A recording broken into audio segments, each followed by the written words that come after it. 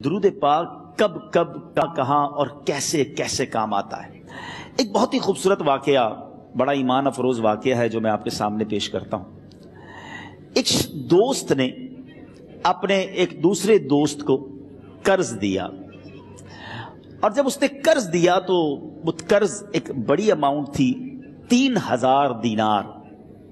وہ ٹائم آ گیا جب اس ٹائم وہ قرض لینے کے لیے اپنے دوست کے پاس گیا کہ بھائی مجھے میرے پیسے واپس دو، تو اس نے کہا کہ پیسے تو نہیں ہے میرے پاس، میں کولیپس ہو گیا ہوں، بزنس اب میرا ختم ہو گیا ہے، میں تمہاری رقم نہیں دے سکتا۔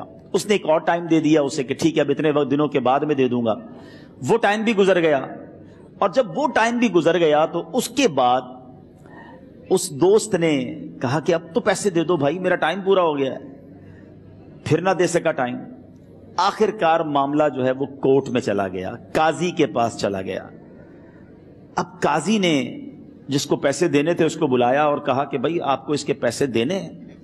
کہتا ہے ہاں پیسے تو دینے ہیں۔ تو کہا پھر دیتے کیوں نہیں ہو؟ کہا پیسے ہیں ہی نہیں، کاروبار ہی ختم ہو گیا ہے، قرضہ تو لیا تھا، اب میرے پاس بچا ہی کچھ نہیں ہے۔ تو کہا اچھا اب یہ بتاؤ کہ کب دو گے، کیسے دو گے؟ اس نے کہا بس میرے پاس پیسے ہی نہیں ہیں۔ تو کہا اب تمہارے پاس 30 دن کا ٹائم ہے، 30 ڈیز میں یا تو اس کے پیسے لوٹا دو یا 30 دن کے بعد تمہیں قید کر دیا جائے گا۔ یہ شخص اب گھر آیا، پیسے تو تھے نہیں، مگر شاید علماء نے لکھا کتابوں میں، یہ واقعہ کئی بڑی بڑی کتابوں میں لکھا اور درود پاک کے فضائل کی بڑی بڑی کتابوں میں لکھا، اور اس شخص نے سوچا کہ اس نے ایک حدیث پاک پڑھی ہوئی تھی کہ جس میں یہ نبی پاک علیہ الصلوۃ والسلام نے فرمایا ہے، جس کا مضمون ہے کہ جو شخص پریشان ہو، مصیبت زدہ ہو، اسے چاہیے کہ مجھ پر کثرت سے درود پاک پڑھے، کیونکہ درود پڑھنا مصیبتوں اور پریشانیوں کو لے جاتا ہے۔ اب اس عاشق رسول نے سوچا اور تو کچھ ہے نہیں، اب میں درود پاک پڑھنا شروع کرتا ہوں۔ صبح سے لے کر شام تک وہ درود پاک پڑھنے لگ گیا۔ 27 دن گزر گئے، only 3 days left، 3 دن باقی تھے قاضی کے پاس جانے میں۔ 27 دن گزر گئے درود پڑھتے پڑھتے۔ جب 28ویں رات آئی تو آنکھیں تو بند ہوئیں، مگر خواب میں اسے ایک آواز آئی، گھبراؤ نہیں، تمہارا قرضہ ادا کر دیا جائے گا، تمہارا مسئلہ سالو ہو جائے گا۔ صبح اٹھتا ہے، درود پاک پڑھ رہا ہے، مگر کہتا ہے یہ آواز سے تو مسئلہ حل نہیں ہوگا، پیغام کیا ہے اسے سمجھ نہ آیا۔ 28واں دن گزر گیا، 29ویں رات آ گئی، مگر اب آنکھیں بند ہوئیں اور قسمت جاگ اٹھی۔ نبی پاک صاحب لولاک صلی اللہ تعالی علیہ وسلم خواب میں تشریف لائے، اور پیارے آقا صلی اللہ تعالی علیہ وسلم نے فرمایا گھبراؤ نہیں، علی بن عیسیٰ وزیر کے پاس جاؤ، وہ تمہارا قرضہ ادا کر دے گا۔ اب یہ عاشق رسول صبح اٹھا تو ویری فریش، حشاش بشاش کہ اب تو کام ہو گیا، نبی پاک نے خواب میں آ کر بشارت دی ہے۔ مگر پھر ذہن میں سوال آیا کہ علی بن عیسیٰ کے پاس جاؤں گا تو ثبوت کیا ہے، پروف کیا ہوگا؟ میں جا کر اس کو کہوں گا کہ میرا قرضہ دے دو تو ایسے تو قرضہ نہیں دے دینا، اور میں نے اس کو کہا کہ مجھے نبی پاک نے خواب میں کہا ہے، اور اس نے اگر مجھ سے کوئی نشانی مانگی تو میں نشانی کیا دوں گا؟ آخری دن تھا، 29واں دن تھا، وہ بھی درود پڑھتے پڑھتے گزر گیا۔ 30th نائٹ آ گئی، صبح وہ دن ہے جب عدالت میں جانا ہے۔ اب اس رات پھر نبی پاک علیہ الصلوۃ والسلام خواب میں تشریف لائے، اور آقا علیہ الصلوۃ والسلام نے فرمایا کہ علی بن عیسیٰ وزیر کے پاس جاؤ، وہ تمہارا قرض ادا کر دے گا۔ کہ حضور چلا تو جاؤں گا، لیکن اگر وزیر نے مجھ سے کوئی نشانی طلب کی تو میں کیا جواب دوں گا؟ پیارے آقا علیہ الصلوۃ والسلام نے کمال کا ارشاد فرمایا کہ علی بن عیسیٰ سے کہنا کہ تم روزانہ فجر کی نماز کے بعد 5000 بار درود پاک پڑھتے ہو، یہ راز فقط تم جانتے ہو اور تمہارا رب جانتا ہے۔ اب یہ جب صبح اٹھا تو ایک نشانی بھی مل چکی تھی۔ عدالت میں جانے سے پہلے وزیر کے دربار میں پہنچ گیا، اسے یہ ڈر تھا کہ آج پیسے نہ لوٹائے تو سزا ہو سکتی ہے۔ جب وزیر کے دربار میں پہنچا تو وزیر اپنے مشیروں کے ساتھ بیٹھا تھا۔ کہا مجھے آپ سے بات کرنی ہے۔ کہا بتاؤ کیا بات کرنی ہے؟ کہا میں ایک پیغام لایا ہوں آپ کے لیے۔ اچھا کس کا پیغام لائے ہو؟ کہا میں نبی پاک جناب محمد مصطفیٰ صلی اللہ تعالی علیہ وسلم کا پیغام لایا ہوں۔ وہ عاشق رسول وزیر تھا، کہتا بتاؤ میرے آقا نے کیا پیغام دیا ہے؟ کہ حضور میں 3000 دینار کا مقروض ہوں، آج آخری دن ہے اور میرے آقا نے مجھے بشارت دی ہے کہ آپ سے کہوں کہ آپ میرا قرض ادا کر دیجئے۔ علی بن عیسیٰ کہتا ہے کوئی ثبوت ہے آپ کے پاس؟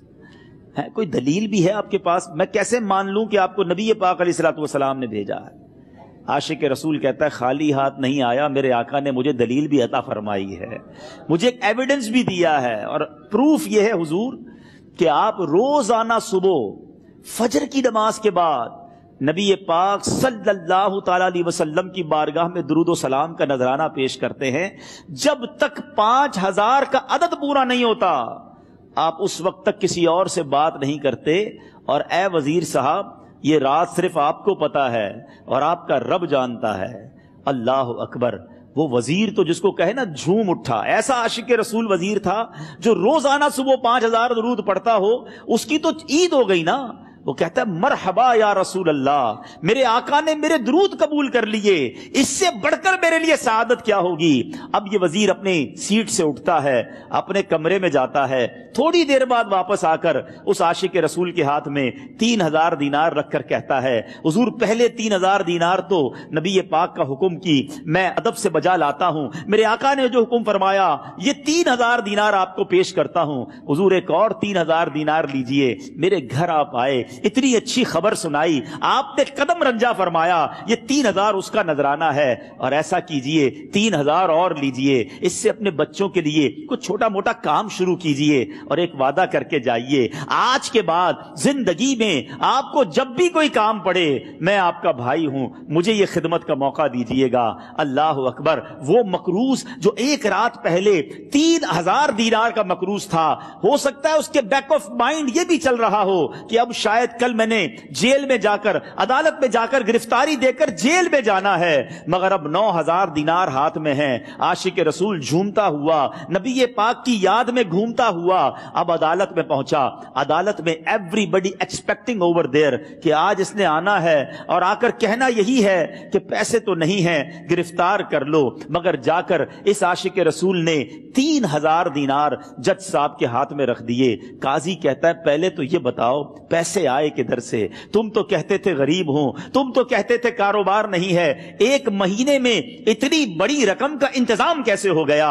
سبحان اللہ، اس عاشق رسول نے گویا زبان حال سے یہ کہا ہوگا کہ یہ تو کرم ہے ان کا، ورنہ مجھ میں تو ایسی بات نہیں، اتنا دیا سرکار نے مجھ کو، اتنی میری اوقات نہیں۔ اس نے وہ پورا واقعہ بھری عدالت میں سنا دیا۔ اللہ اکبر، میرے پیارے اسلامی بھائیوں ذرا سوچو پہلے زمانے میں کیسے عاشقان رسول ہوا کرتے تھے، وہ جج وہ قاضی بھی کیسا سرکار علیہ الصلوۃ والسلام کا عاشق تھا۔ اپنی سیٹ سے اٹھتا ہے، بھرے دربار میں بھری عدالت میں وہ اپنے چیمبر میں اپنے کمرے میں جاتا ہے، اور تھوڑی دیر بعد واپس آ کر اس کے ہاتھ میں بھی 3000 دینار ہیں، اور وہ 3000 دینار جو ہے وہ اس عاشق رسول کے ہاتھ میں رکھتا ہے کہ سارا ثواب علی بن عیسیٰ کیسے لے جائے، میں بھی تو نبی پاک کا غلام ہوں، میں تمہارا قرضہ میں ادا کرتا ہوں۔ اچھا، اب ایک اور عجیب سینیریو یہ بن گیا کہ جس نے کیس کیا تھا، جس نے دعویٰ کیا تھا، وہ بھی یہ سارا منظر دیکھ رہا تھا۔ کہتا ہے جج صاحب ذرا رکیے، میں بھی اپنے آقا کا امتی ہوں، اور ایک کام کیجئے قلم کاغذ منگوائیے، اس عاشق رسول کا قرضہ ہی میں معاف کر دیتا ہوں۔ اچھا، اب عاشق رسول نے وہ واپس 3000 دینار جو جج صاحب نے دیے تھے وہ واپس جج صاحب کو دیے کہ حضور یہ پیسے آپ ہی رکھ لیں، قرضہ ہی معاف ہو گیا، اب آپ کے پیسے کا میں نے کیا کرنا ہے؟ جج صاحب کہتے ہیں جو پیسے نبی پاک کے نام پر نکالے ہیں اب مجھے واپس نہیں چاہیے، یہ بھی تم اپنے ساتھ لے جاؤ۔ اللہ اکبر، میرے میٹھے اسلامی بھائیوں، وہ عاشق رسول ایک رات پہلے 3000 دینار کا مقروض ہے، اب 12000 دینار لے کر گھر کو واپس جا رہا ہے۔ اس ایک واقعے کے اندر جو ہم سب کے لیے درس ہے، جو ہم سب کے لیے پیغام ہے، شاعر لکھتے ہیں نا، دکھوں نے تم کو جو گھیرا ہو تو درود پڑھو، دکھوں نے تم کو جو گھیرا ہو تو درود پڑھو، جو حاضری کی تمنا ہو تو درود پڑھو۔ آج ہم بہت ساری پرابلمز میں ہوتے ہیں، یہاں بھی ہو سکتا ہے میرا کوئی بھائی بیمار بیٹھا ہو، کوئی قرضے میں ڈوب گیا ہو، کسی کا کوئی بزنس پرابلم چل رہا ہو، کوئی فیملی ایشو میں ڈسٹرب ہو، آپ کسی بھی پرابلم میں ہیں، خدا کی قسم درود پاک ایسا وظیفہ ہے. لوگ بہت سارے وظائف پوچھتے رہتے ہیں, بہت سارے جناب وظائف کے بارے میں معلومات کرتے رہتے ہیں. سچی بات یہ ہے ہر درد کی دوا ہے صلی علی محمد. ہر درد کی دوا ہے صلی علی محمد.